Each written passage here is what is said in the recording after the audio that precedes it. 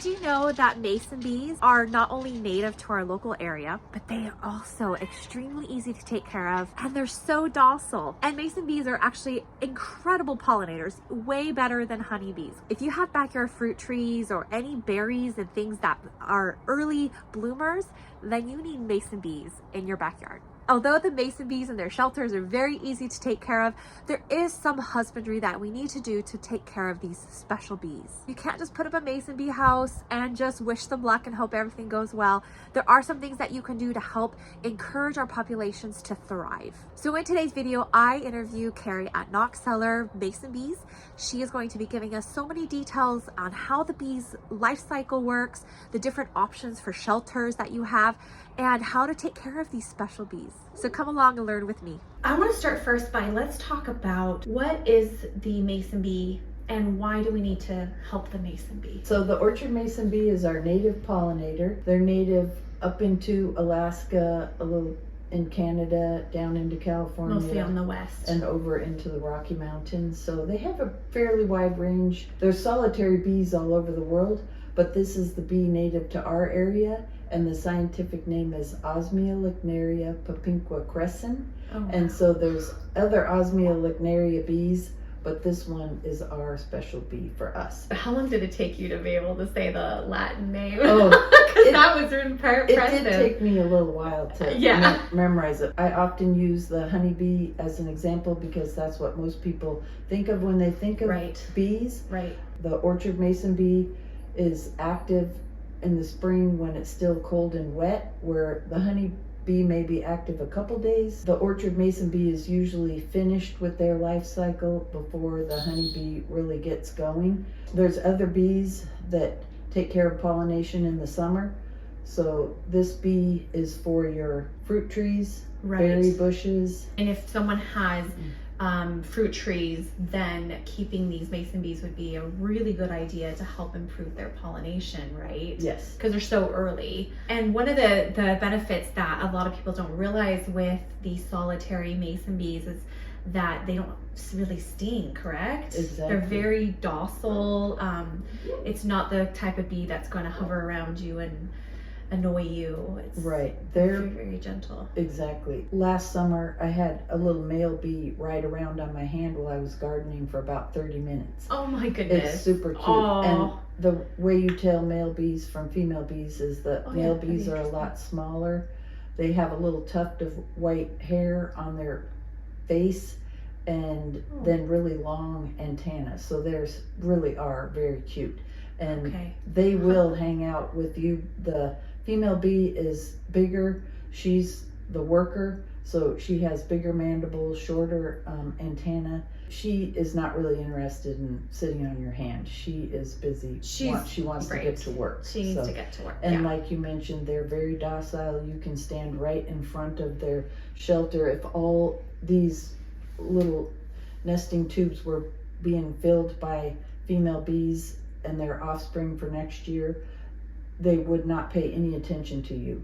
Yes. In fact, my son, this last spring when the you could see them packing in the mud and stuff, he and I would lift him up so he could watch, and he would just watch for half an hour if I let him, and they didn't bother us at all. Exactly. Very, very docile. And that's one important point about the location is make sure that you have it somewhere where you can sit and enjoy them, because it adds that sense of awe in our life to make us a little healthier. Yeah, absolutely. So I have mine right on my deck. Yeah. And anytime we pass by, you can actually hear them buzzing a little bit. Right. Yeah. When it gets very active. There's usually 3 reasons why people have orchard mason bees. One is to improve the yield of your backyard grocery store. So again, your fruit trees and your berry bushes. To increase the native population of our bees. Right. Then, like we mentioned before, to create that sense of awe in our life. It's just a fun hobby, super fun hobby. Right. But like other hobbies, I give the example of an aquarium.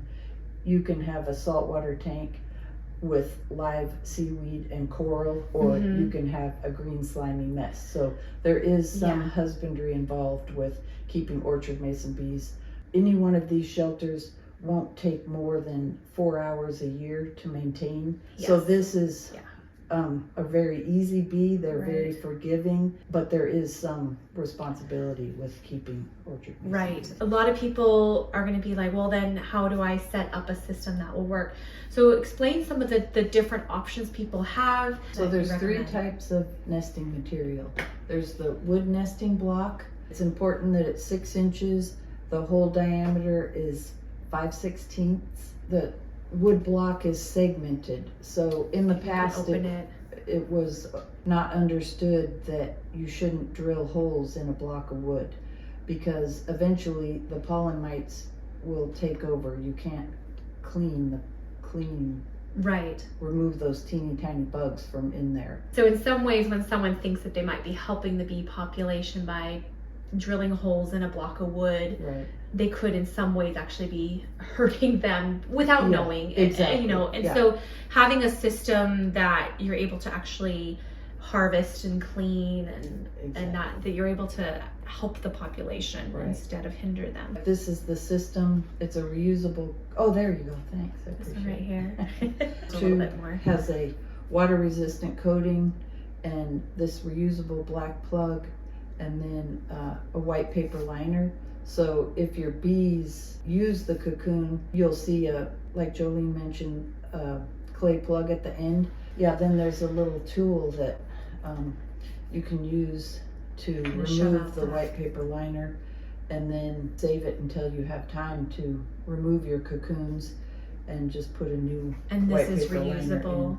Yeah. right? Yep. So there's people that have used these for 20 years if you take care of them and they're in a Wow. good spot. Okay. So the other option is the Phragmite reed, and that She has a Oh, yeah, bundle of it bundle. here. I appreciate it. And those are single use, so if the bees use them, you have to crack them open to remove your cocoons. You can use a pipe cleaner or a Yeah. little zip tie, or even shine light behind it to see if the reed is partially full. But if it's been used at all, it should be replaced. So those are the 3 different options. Right. What is the life cycle of the bee, and how do we care for the bee throughout the year? So when should someone put a shelter out? There's 3 elements to location, Okay. and 1 is on a solid wall, 2 is protected from the weather, Okay. and then 3rd one, after you've met the first 2 requirements, is in the sunniest location on your property, which is normally south or east facing. Keep it at eye level. I was thinking more like, yeah. Then So you can even look in. sit down at your bistro table with your drink of choice and watch your bees work and just enjoy. It's the most fun thing. Yeah. So when someone purchases a house, when should they put it outside, and then what's the care of the bee throughout the season? Put your shelter out in February. Since you've harvested your cocoons, put those out when the temperature is right, 49 to 55 degrees, for 3 to 5 days, because the males emerge first, and the females emerge 3 to 7 days Okay, later, interesting. or 3 to 5 days later. The males need time to get ready for the females to emerge. When I purchased the house that has been up for a few years, Uh-huh. I didn't buy any mason bees. Oh, They okay. came on their own. Oh, right, because they're native bee. You wanna Yeah, and attract. so sometimes some people may have a bee house and not get the bees, Mhm. but the bees will come, Yes. hopefully. Yeah. But if not, you can purchase cocoons, which we have here. Here they are. Nice. You can see the difference between the males and the females. The males are much smaller. The females, the cocoon is bigger. Even though they're not in the tube anymore, they'll emerge in the order that they were put in the tube by the female. So this male will emerge, and then so on. Or the males will emerge first, and then the females will emerge. Okay. They have their little play date, and the males pass away. And Very then the soon, huh? Yeah, and then the females go to work. A female bee can lay 8 to 10 approximately in a 6-inch tube. She always starts with a clay plug, and then she makes many trips to gather pollen, and then she backs in and lays her egg on the pollen, and then Okay. repeats that to the end. Cool fact about the orchard mason bee is that she always leaves an empty vestibule in the, or cell in the beginning of, at the As end a, of like the a tube. deterrent. Yeah, it's a Yes. decoy for flickers or whatever Right. wants to get in there. So no pollen and no egg, and then cap the end. So it's kind of Interesting. cool. Yeah. Your orchard mason bees, it's kind of sad when they're not flying anymore, because Yeah. the most of the time they're in the tube and you Yeah. don't see them most Yeah. of the year. Yeah, So it's just a few months in the spring.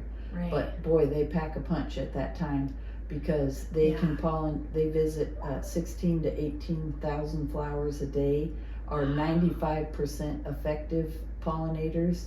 Again, back to comparing what we know, but the honeybee is about 8% effective, and they visit, just in the hundreds of flowers a day.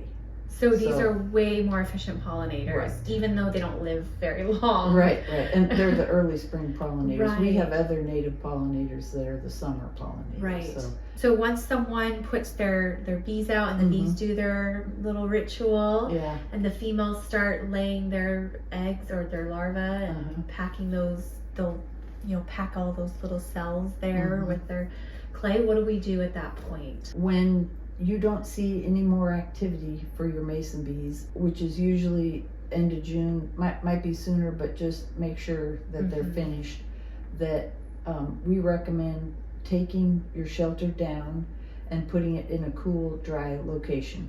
This prevents it from being worried by flickers, earwigs, spiders, stink bugs living in your house. There are some bugs that use the orchard mason bee as hosts. They're invasive species, Right. and they use the orchard, our native bee, to procreate. Yeah. So you'll put your shelter in a cool, dry location. And what about the bag there? Yeah, you can. This is pretty great tool to use. It keeps anything that may be in your mason bee nesting tubes that crawls out.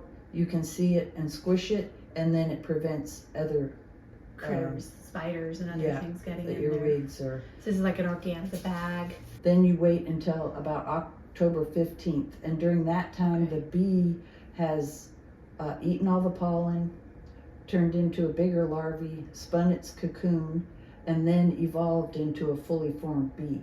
So Okay. for sure by mid-October, even that last little male that was put into the nesting tube, he's a fully formed bee in his cocoon. Okay. Then is the time from mid-October till even now, you can put your whole nesting material in the refrigerator, or if you harvest your bees, then you should put the cocoons in the refrigerator. Parameters for keeping your cocoons in the refrigerator are the humidity is kind of tricky, because refrigerators are designed to be dehumidifiers.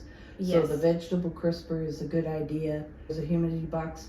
There's some instructions in there, and it just has a layer of felt, which you keep moist, and a moisture barrier, and then you just put your cocoons on top of that.